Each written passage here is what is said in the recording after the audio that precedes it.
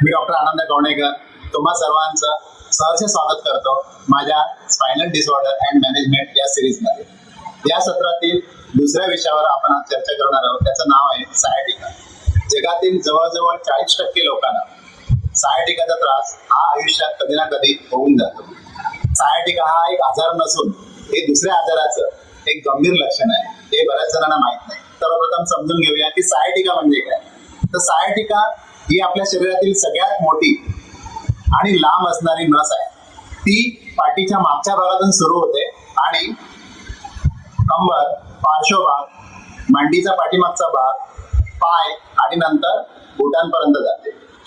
इथे आपण मणक्याचे थोडे शरीर रचनाशास्त्र समजून घेणे खूप गरजेचं आहे। प्रत्येक मणक्यामध्ये इंटरव्हर्टिब्रल डिस्क असते, ज्याला आपण गादी बोलतो। ही गादी या दोन मणक्यांच्या मध्ये एक सस्पेन्शनचं काम करत असते। जसे गाडीमध्ये शॉक ऍब्झॉर्बर असतात, तसंच हे सस्पेन्शनचं आपल्या शरीरात ती गादी काम करत असते।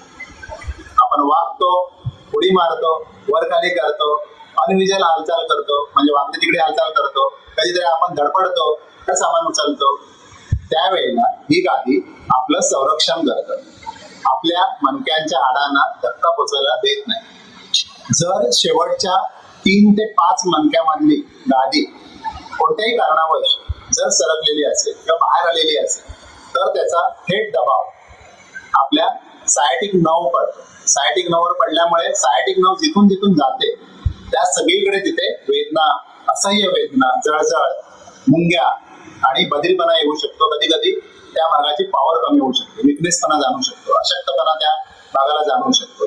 आणि प्रामुख्याने हे कमरेच्या मागील भागापासून ते पूर्णपणे थाईच्या पाठीमागून ते पायाच्या बोटांपर्यंत होऊ शकतं।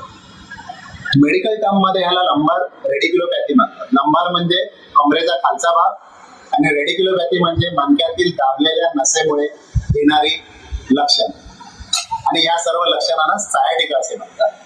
आज आपण सायाटिकाचा परिचय करून घेतला। पुढील भागामध्ये याची कारणे आणि याच्या स्टेजेस बद्दल चर्चा करूया। तुम्हाला जर माझे व्हिडिओ आवडत असतील तर माझ्या इंस्टा आणि फेसबुक पेजला फॉलो करायला बिलकुल विसरू नका, आणि लाईक, शेअर आणि सेव्ह करायला तर अजिबातच विसरू नका, जेणेकरून ही माहिती जास्तीत जास्त गरजू लोकांपर्यंत पोहोचेल। धन्यवाद।